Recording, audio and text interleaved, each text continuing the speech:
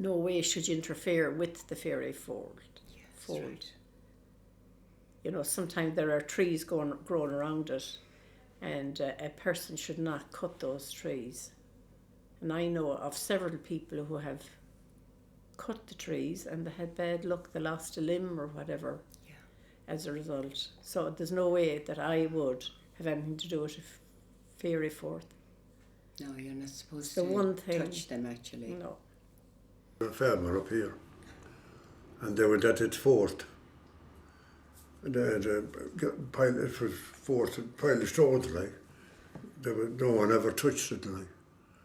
And they cleaned it all out, and it was the fort.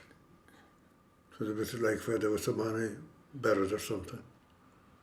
We was gone the next day by, they were one of the men's bed. He had the shingles. Farmer had the shingles, and the brother had bad dose the flu. They were a long time in bed after that, tell you. They left it there after that. They never touched it after that again. It's a bad thing to go on with them things. It isn't safe now. Fort shouldn't be left alone. You know, I've heard of people years ago that a man went into a fort and they took sticks out of it. They started cutting down sticks and took them out. And next morning when he got up, one of his cows was dead. Strange. You know? So, you know, the likes of those things should be left alone. But that's the same thing about the tree on its own as well, isn't it? The lone tree. The lone tree, you're not meant to cut it. No. And believe it or not, there was one out here in Hollymount.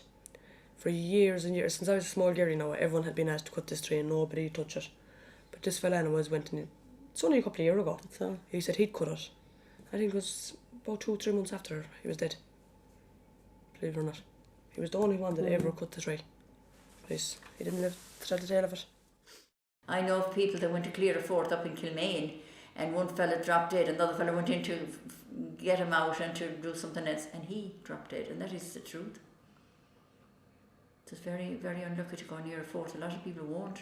Or even a tree out in the middle of the thing that there's nothing around. They call it a fairy bush or fairy tree. They won't go near that either. Lots of people don't. Now, there was another thing about a hawthorn bush. That's right. That you would never cut down a hawthorn bush if it was on its own.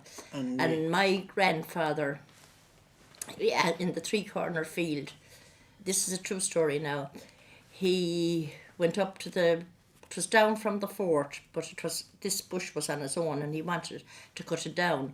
And this little old woman came out from under the bush and she said, leave that there.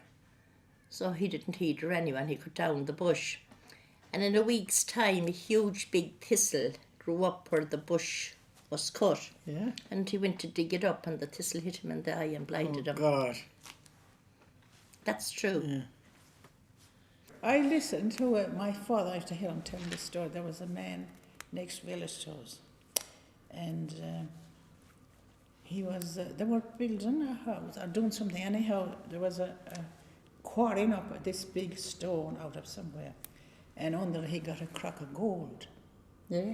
Now he took the gold, and anyhow, his son got sick then. And he was very sick and he was going to die, and the son said to the father, put that crock of gold back and I'll be all right. But he didn't, and the son died. I often wonder what became of the crock of gold after that. I never heard any more about it.